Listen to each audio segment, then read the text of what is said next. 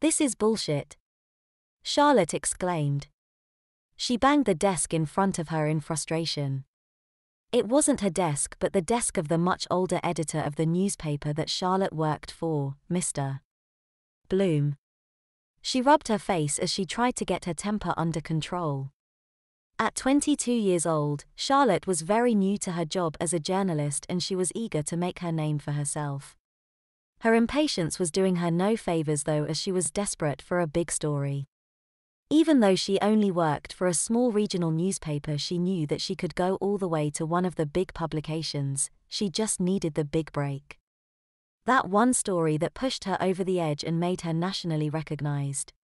"Easy, Miss O'Brien," the editor said from behind the desk. "This desk would be harder to replace than you." Charlotte closed her eyes and took a deep breath. She found it hard to swallow her emotions when it seemed like all her male colleagues were getting the breaks whilst she languished at the bottom doing fluff pieces. I just want a proper story," Charlotte said with forced calmness. "You get proper stories, Mr. Bloom replied. "The local beauty pageant?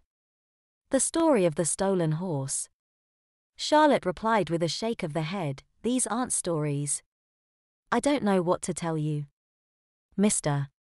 Bloom shrugged. "The others work bigger stories because they go and find their leads. If you come up with a bigger story you can write it." Charlotte held her tongue when she remembered when she had been brand new and sniffed out a story of civic corruption. She had told Mr. Bloom and was shocked a few days later when one of her male colleagues was given the story. "Just be patient," Mr. Bloom continued. "You are young and when you take things into your own hands it can be dangerous. Just keep chipping away and your time will come." "I'm going for lunch," Charlotte replied sulkily. She didn't want to hear what the old editor had to say. What did he know about being young and ambitious? He was the editor for a tiny newspaper out in the middle of nowhere. Charlotte walked over to her desk in the middle of the newsroom and grabbed her coat and handbag. She wanted to get away to a quiet cafe where she could calm down and forget about the world. At college her ambition had been praised and encouraged. In the real world she felt like it was a negative and something to be ashamed of. Walking down the road away from her offices, Charlotte felt like something was a bit amiss. She looked behind her as she walked and saw a woman who seemed far too covered up for the warm conditions. Charlotte wondered if she was being followed. Charlotte continued down the road until she encountered her favorite lunch spot, a small cafe on the edge of the busy part of town.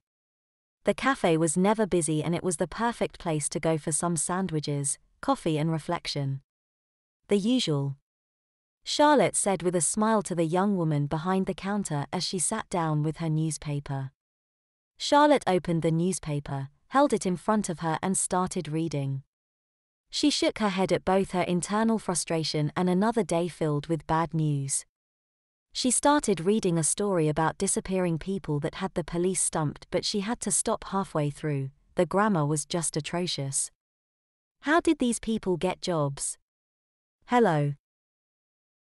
Charlotte jumped so hard she nearly knocked the table in front of her over. She dropped the newspaper onto the surface in front of her and with wide eyes realized that the person she had seen earlier was now sat opposite her at the tiny table. A young woman, maybe in her 30s, who looked like she hadn't slept in days. She was pale and haggard and reminded Charlotte of a wild animal.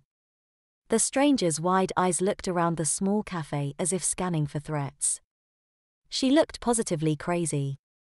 Do I know you?" Charlotte asked haltingly. One of her hands went to her pocket where she had mace on standby.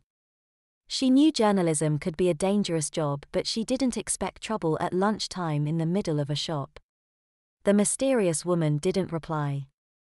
The swiveling eyes had settled on Charlotte and now she was staring a hole through the young journalist. It was as if she was looking into Charlotte's very soul.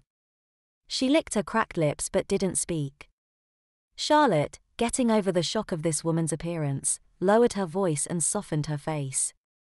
If this woman was crazy and dangerous then surely she would have attacked Charlotte by now. That said, This was still a tricky situation to navigate. Charlotte could still sense the possibility of danger and she could feel adrenaline pumping to prepare for any situation. "Is everything okay?"